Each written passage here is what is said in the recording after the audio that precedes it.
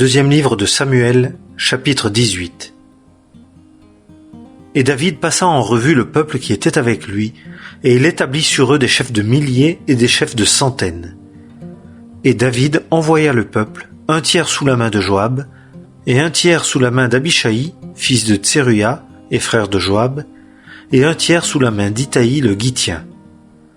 Et le roi dit au peuple, « Certainement, je sortirai moi aussi avec vous. » Mais le peuple dit, « Tu ne sortiras point, car quand nous viendrions à fuir, ils ne prendraient pas garde à nous, et quand la moitié d'entre nous mourrait, ils ne prendraient pas garde à nous. Car toi, tu es comme 10 000 d'entre nous. Et maintenant, il est bon que, de la ville, tu nous sois en secours. » Et le roi leur dit, « Je ferai ce qui est bon à vos yeux. » Et le roi se tint à côté de la porte, et tout le peuple sortit par centaines et par milliers. Et le roi commanda à Joab et à Abishaï et à Itaï, disant, « Usez-moi de douceur envers le jeune homme Absalom. » Et tout le peuple entendit, lorsque le roi donna ses ordres à tous les chefs touchant Absalom. Et le peuple sortit dans la campagne à la rencontre d'Israël, et la bataille eut lieu dans la forêt d'Éphraïm.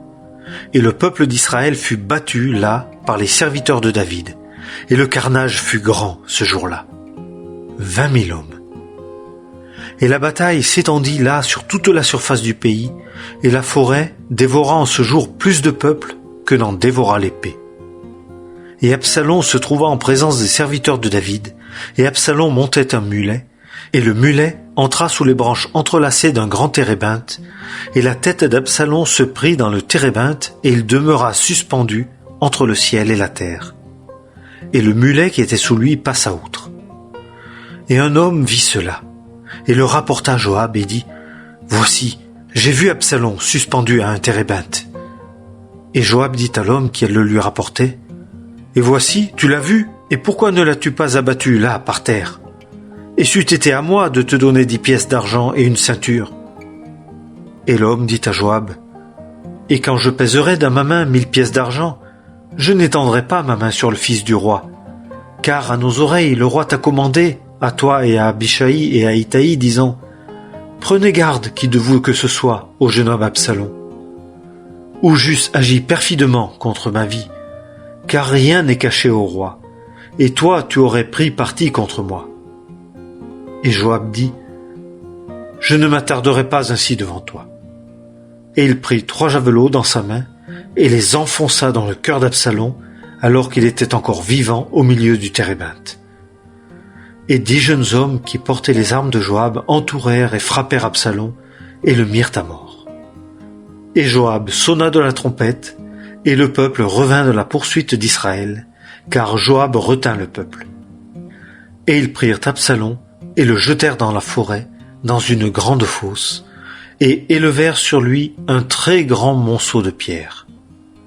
Et tout Israël s'enfuit, chacun à sa tente.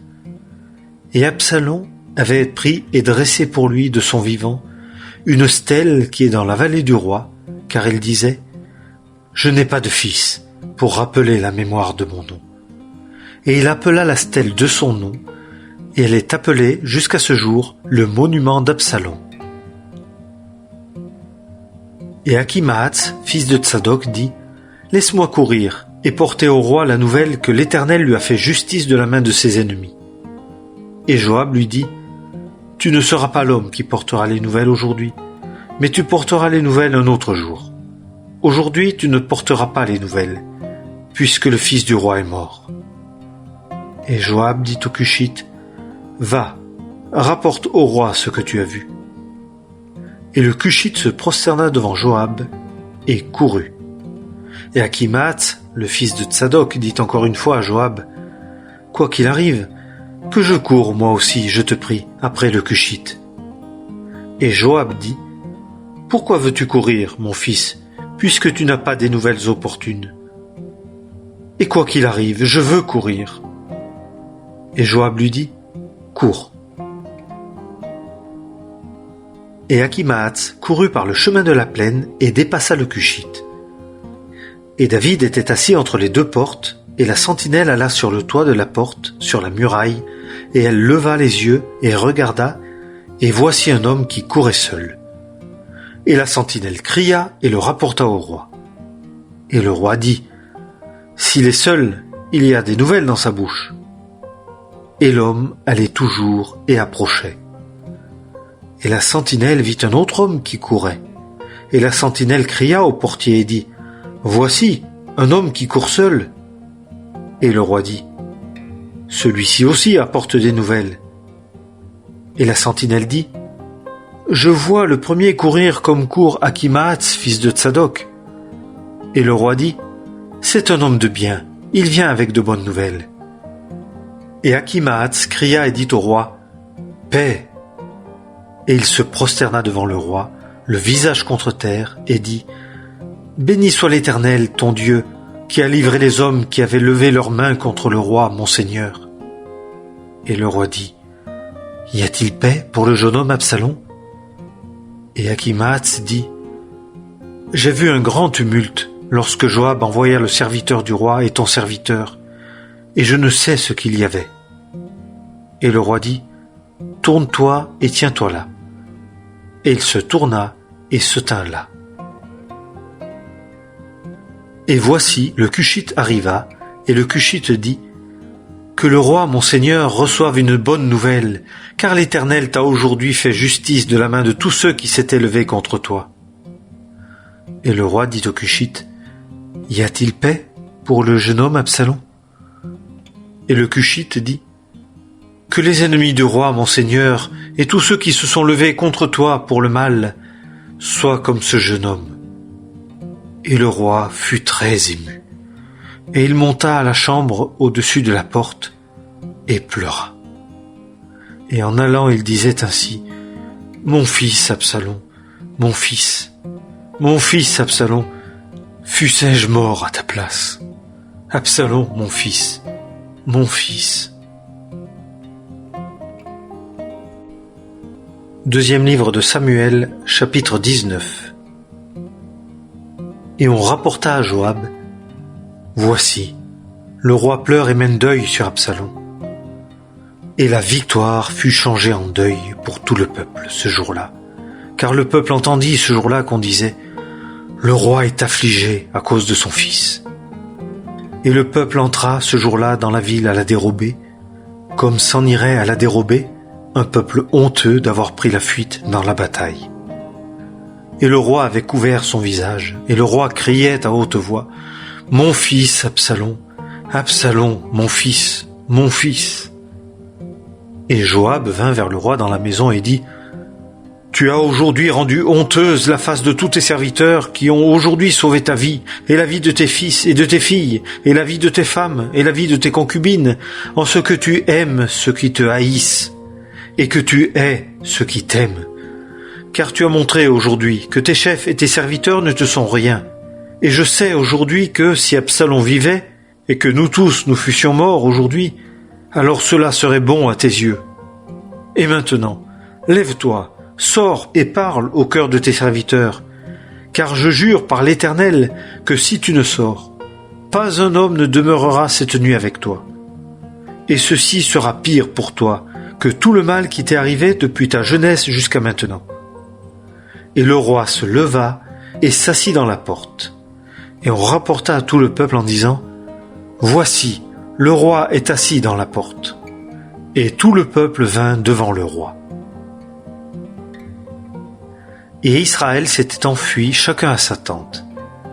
Et tout le peuple était à se disputer dans toutes les tribus d'Israël, disant, « Le roi nous a délivrés de la main de nos ennemis, et c'est lui qui nous a sauvés de la main des Philistins. Et maintenant, il s'est enfui du pays à cause d'Absalom. Et Absalom que nous avions oint sur nous est mort dans la bataille. Et maintenant, pourquoi gardez-vous le silence pour ce qui est de ramener le roi ?»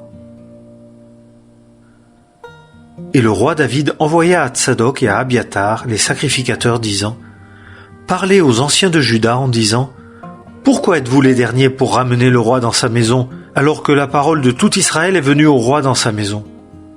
Vous êtes mes frères, vous êtes mon os et ma chair, et pourquoi êtes-vous les derniers pour ramener le roi? Et dites à Amasa, n'es-tu pas mon os et ma chair? Que Dieu me fasse ainsi, et ainsi y ajoute, si tu n'es chef de l'armée devant moi pour toujours à la place de Joab. » Et il inclina le cœur de tous les hommes de Juda comme un seul homme, et ils envoyèrent dire au roi, « Reviens, toi et tous tes serviteurs. » Et le roi s'en retourna, et vint jusqu'au Jourdain, et Juda vint à Gilgal pour aller à la rencontre du roi, pour faire passer au roi le Jourdain. Et Shimhi, fils de Guéra, le Benjaminite, qui était de Bacurim, se hâta et descendit avec les hommes de Juda à la rencontre du roi David, et avec lui 1000 hommes de Benjamin, et Tsiba, serviteur de la maison de Saül, et ses 15 fils et ses 20 serviteurs avec lui. Et ils traversèrent le Jourdain devant le roi. Et un bac passa pour faire passer la maison du roi, et faire ce qui était bon à ses yeux.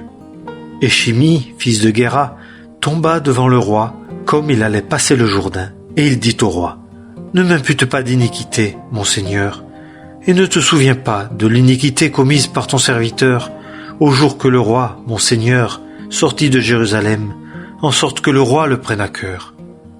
Car moi, ton serviteur, je sais que j'ai péché, et voici, je suis venu aujourd'hui, le premier de toute la maison de Joseph, pour descendre à la rencontre du roi, mon Seigneur. » Et Abishai, fils de Tseruya, répondit et dit, « Ne fera-t-on pas mourir Shimhi pour cela, car il a maudit loin de l'Éternel ?» Et David dit, « Qu'ai-je à faire avec vous, fils de Tseruya? Car vous êtes aujourd'hui des adversaires pour moi. Ferait-on mourir aujourd'hui un homme en Israël? Car ne sais-je pas que je suis aujourd'hui roi sur Israël? » Et le roi dit à Shimhi, « Tu ne mourras point. » Et le roi le lui jura. Et Méphibosheth, fils de Saül, descendit à la rencontre du roi. Et il n'avait pas soigné ses pieds, et n'avait pas fait sa barbe, et n'avait pas lavé ses vêtements, depuis le jour que le roi s'en était allé, jusqu'au jour où il revint en paix. Et lorsque Jérusalem vint à la rencontre du roi, le roi lui dit, « Pourquoi n'es-tu pas allé avec moi, Méphibosheth ?» Et il dit, « Ô roi, mon Seigneur, mon serviteur m'a trompé, car ton serviteur disait, « Je sellerai mon âne, et je monterai dessus, et j'irai avec le roi, car ton serviteur est boiteux. » Et il a calomnié ton serviteur auprès du roi, mon Seigneur. Mais le roi, mon Seigneur, est comme un ange de Dieu. Fais donc ce qui est bon à tes yeux. Car toute la maison de mon père n'était que des hommes morts devant le roi, mon Seigneur. Et tu as mis ton serviteur parmi ceux qui mangent à ta table, et quel droit ai-je encore? Et pour quel sujet crierai-je encore au roi? Et le roi lui dit, « Pourquoi me parles-tu encore de tes affaires? » Je l'ai dit, toi et Tsiba, partagez les champs. Et Méphibosheth dit au roi, qu'il prenne même le tout, puisque le roi, mon Seigneur, est revenu en paix dans sa maison. Et Barzillai, le Galaadite, descendit de Rogelim et passa le Jourdain avec le roi, pour l'accompagner au-delà du Jourdain. Et Barzillai était très vieux, âgé de 80 ans, et il avait entretenu le roi pendant qu'il habitait à Mahanaïm, car il était un homme très riche. Et le roi dit à Barzillai, « Passe avec moi, et je t'entretiendrai auprès de moi à Jérusalem. » Et Barzillai dit au roi, « Combien seront les jours des années de ma vie, pour que je monte avec le roi à Jérusalem? Je suis aujourd'hui âgé de 80 ans, puis-je distinguer ce qui est bon de ce qui est mauvais? Ton serviteur peut-il savourer ce que je mange et ce que je bois? Puis-je encore entendre la voix des chanteurs et des chanteuses? Et pourquoi ton serviteur serait-il encore à charge au roi, mon Seigneur?